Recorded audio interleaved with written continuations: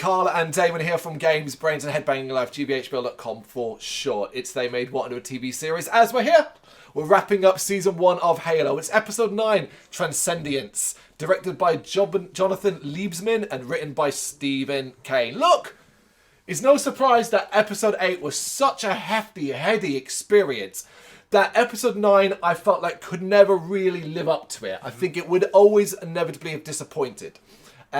I still think it's a great episode, particularly as we immediately start with the same level of action and experience and craziness that 8 ended in.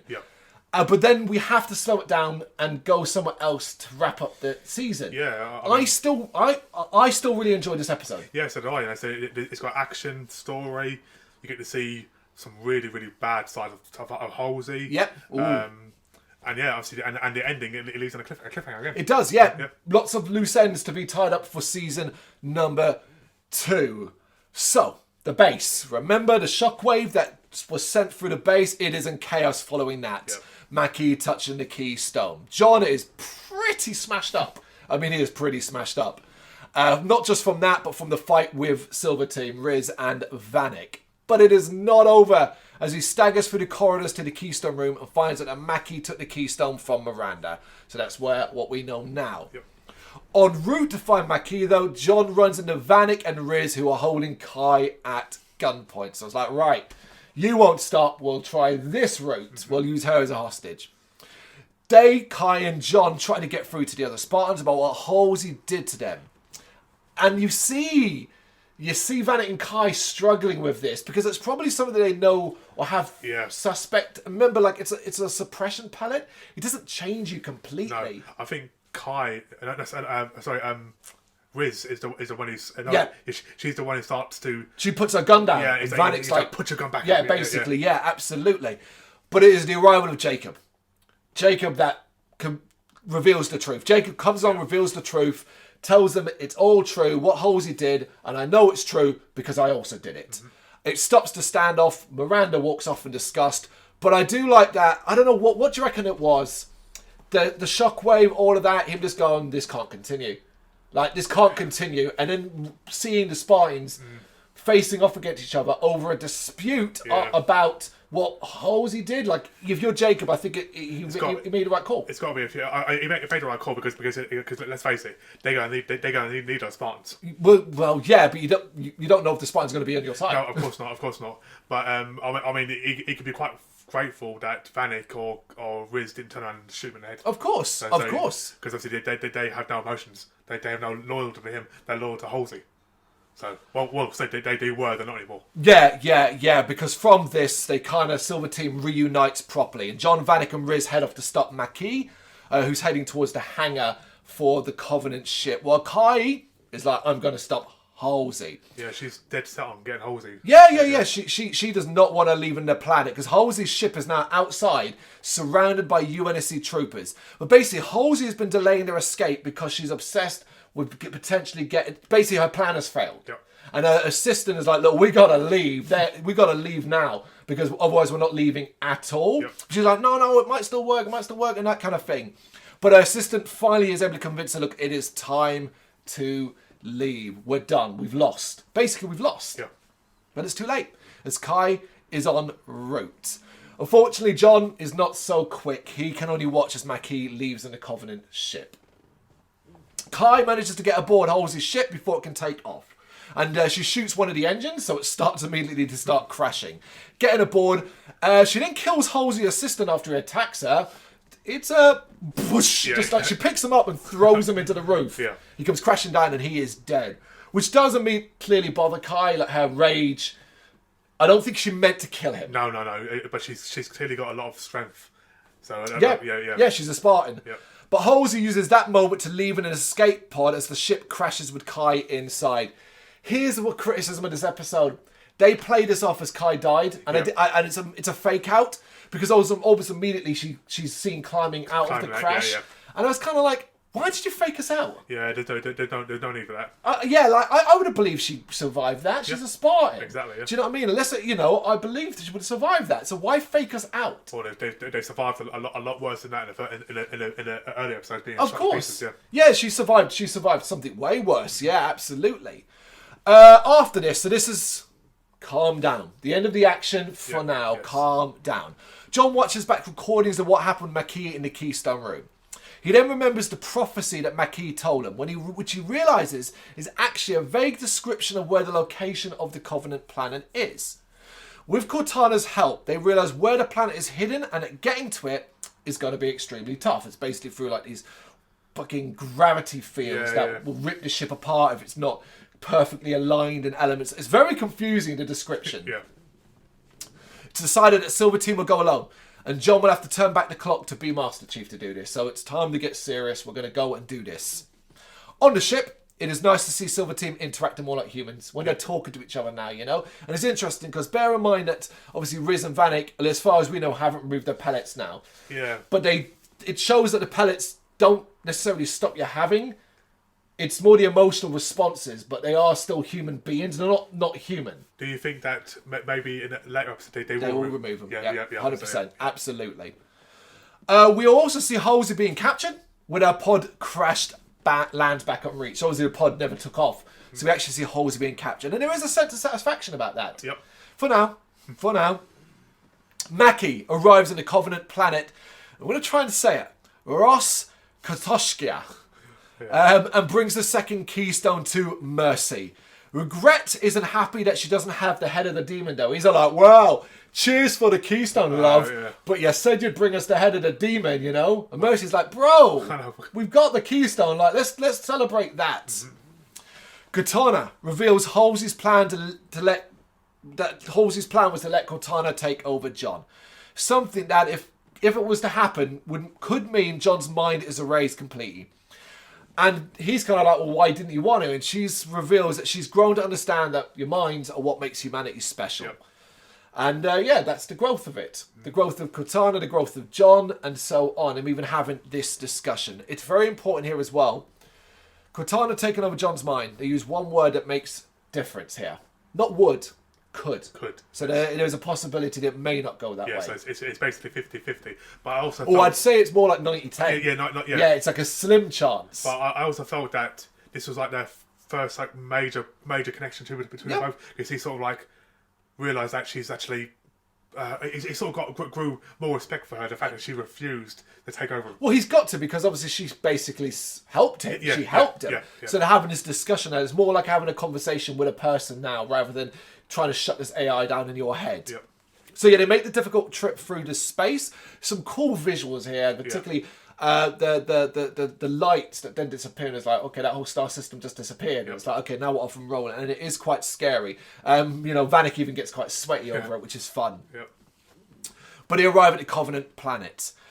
Meanwhile, Miranda goes to see Halsey and reveals that she's being tried in private and isn't guilty. And I love this, because this is where you're reminded the UNSC aren't great. Yep. This democratic thing is like, right, you're so dangerous and we aren't even going to publicly try you. Well, you've been tried in private. You've been found guilty. And she says you've been found whatever. Yeah. But they never tell you what that means.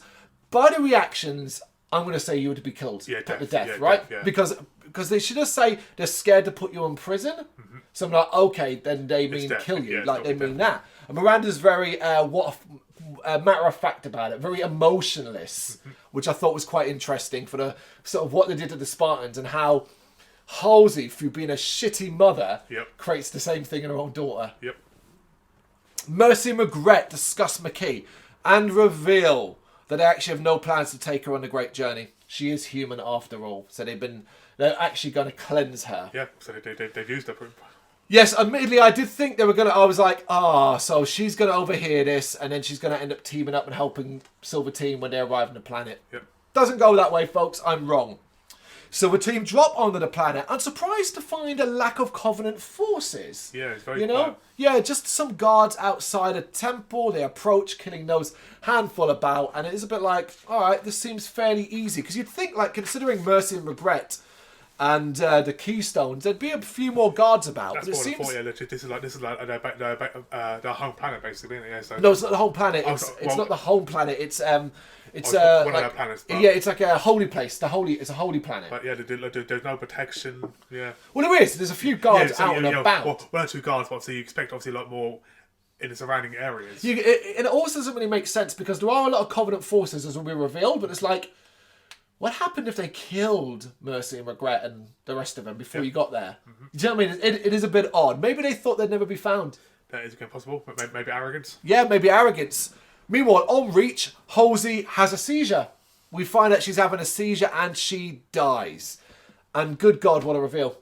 I was like, oh shit. Yep. Oh shit. And then at the same time, as Miranda remembers in her head of Halsey's description of a Flash clone and how long they would live for, and what would kill them, the symptoms that would lead to death, I was like, son of a bitch. For fuck's sake, really? I couldn't believe it. It was a very, very good, intense, clever moment.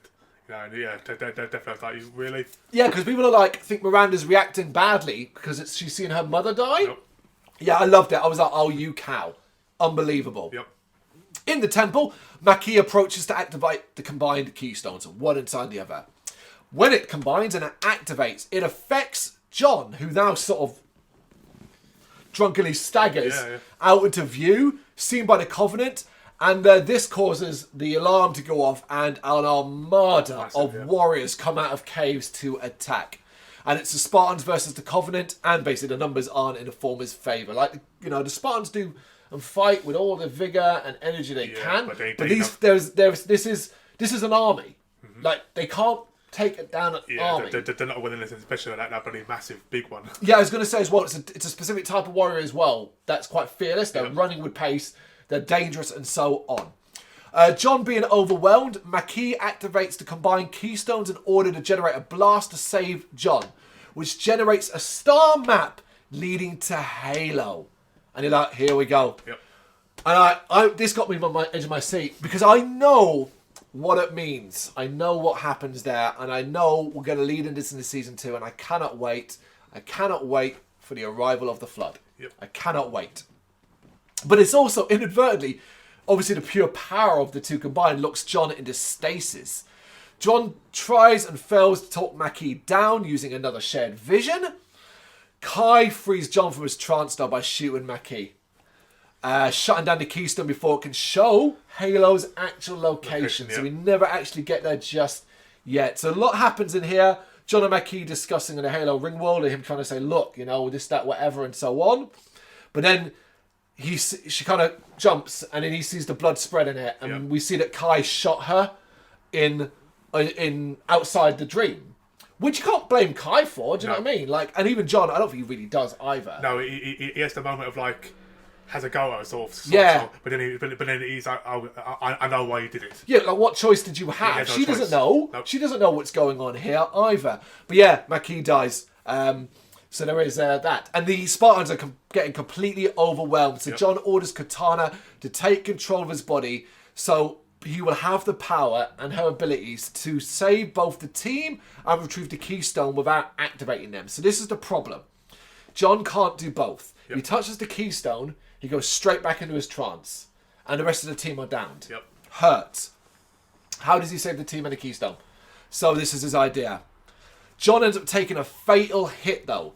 So Cortana assumes control of John, rescuing Silver Team and escaping with them and both the keystones. So the plan does work. On the ship, leaving the Holy Planet, we see Kai ask John if it's really him behind the helmet. But all he does is turn to her and look at her and doesn't say a single word. So you're left wondering yourself. And finally, we then see Halsey on a different part of Reach, apparently under protection of some person, planning to head out. And that is how we end episode 9 and how we set up season 2.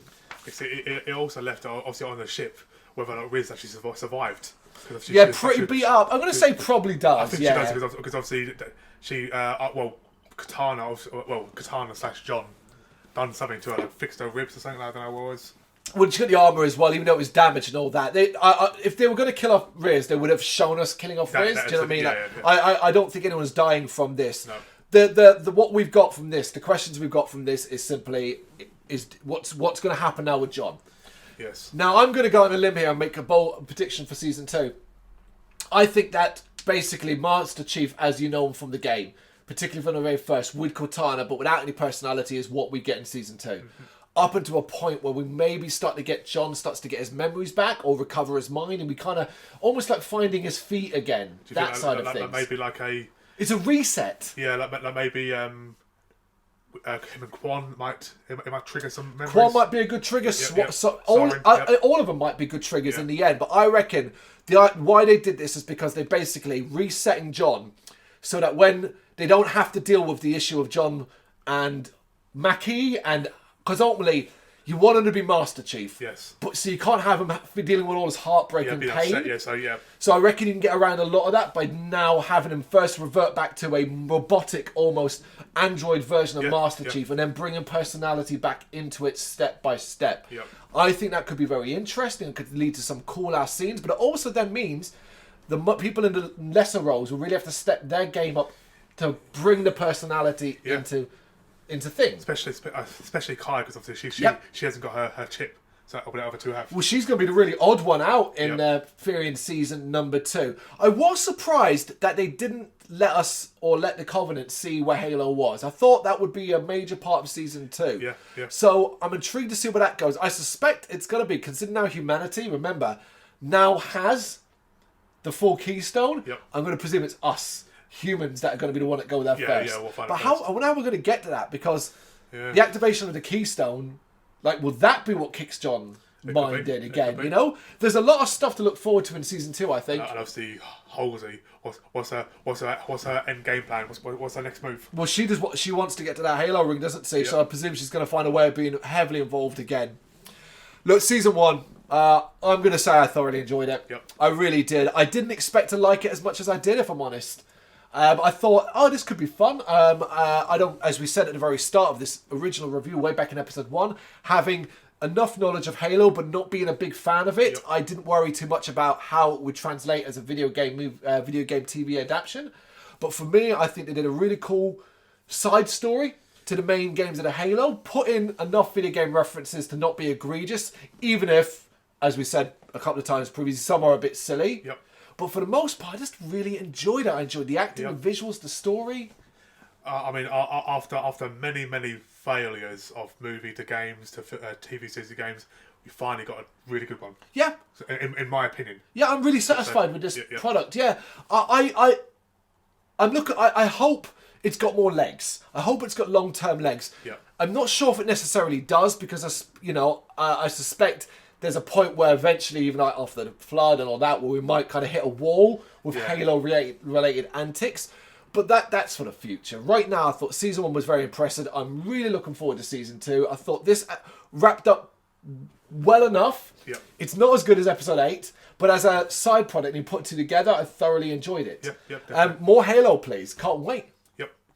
Listen, guys, what do you reckon? Did you really enjoy this episode 2? Or are you really satisfied with the overall season 1 package? You know what to do. Let us know in the comments. Thank you very much for watching. If you liked what you saw, please help us out by giving us a thumbs up and hitting that subscribe button. If you really liked what you saw, consider donating to keep the website and channel running by buying us a coffee via our coffee page or picking up some merch from our Big Cartel store. You can check us out on gbhbl.com as well as via our social media, Facebook, Instagram and Twitter, as well as listen to our interviews via SoundCloud, Apple Music and Spotify. Just search for GBHBL. Games, horror and heavy metal. What else is life for?